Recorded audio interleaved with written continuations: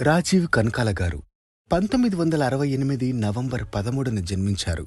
చిన్ననాటి నుంచే నాటకాల పట్ల, సినిమాల పట్ల విశేషంగా ఆకర్షితులయ్యారు. ఆ ఆసక్తి ఏదో శక్తిగా సినిమా, టీవీ రంగాల వైపు అడుగులు వేసేలా చేసింది. తండ్రి దేవదాస్ కనకాల గారు కూడా సినిమా రంగంలో ఉండడం ఎన్నో మెలకువలు నేర్చుకునేలా చేసింది. సినిమా రంగం పట్ల మంచి అభిరుచున్న తల్లి లక్ష్మీ కనకాల గారు సినిమా రంగం పట్ల, డైరెక్షన్ పట్ల మరింత జ్ఞానం అందుకునేలా చేశారు. తండ్రి ప్రోద్బలం, తల్లి ప్రోత్సాహం రాజీవ్ కనకాల గారి సినిమా కెరీర్కి అద్భుతమైన మార్గాన్ని ఏర్పరిచాయి. సీరియల్స్తో ప్రారంభమైన నట ప్రస్థానం తెలుగువారికి ఎప్పటికీ గుర్తుండిపోయేలా ఉండే పాత్రల్ని అందించింది. ఇప్పటికీ రాజీవ్ కనకాల గారి లాంటి విభిన్నమైన ప్రతిభ కలిగిన నటులు అరుదుగానే ఉన్నారు.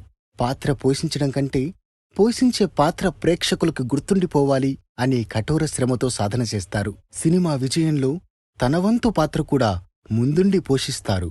అపారమైన సినిమా జ్ఞానం, విశేషమైన ప్రతిభ రాజీవ్ కనకాల గారి ప్రయాణంలో ముందునుంచీ ఉన్న స్నేహితులు. కెరీర్ తొలినాళ్లలో రాంబంటూ సినిమాలో పోషించిన పాత్ర ప్రత్యేకమైనది. 2 షేడ్సున్న ఒకే పాత్రని అద్భుతంగా పండించారు. 100 సినిమాల్లో నటించారు. ఆ 100 సినిమాల్లో విజయాన్ని కూడా చేర్చారు. ఏ పాత్రైనా పోషించేందుకు సిద్ధంగా ఉంటారు. తన పాత్రని పండించడంలో సిద్ధహస్తుడు కూడా. ప్రతిరోజు మెలకువలు నేర్చుకుంటూనే తనని తాను ఒక నిత్య విద్యార్థిలా భావిస్తారు.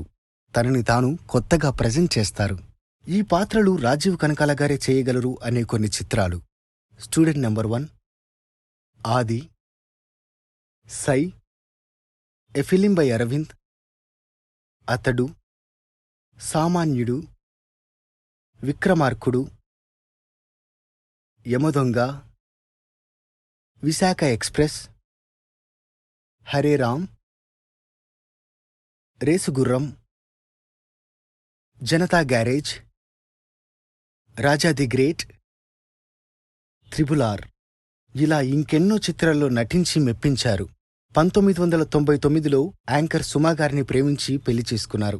రాజీవ్ కనకాల, సుమా కనకాల వాళ్ళిద్దరూ, వాళ్లకి ఇద్దరు, రోషన్, మనస్విని. రాజీవ్ కనకాల గారు ఎన్నో పాత్రల్లో ఒదిగిపోయి మనందరికీ వినోదాన్ని పంచారు.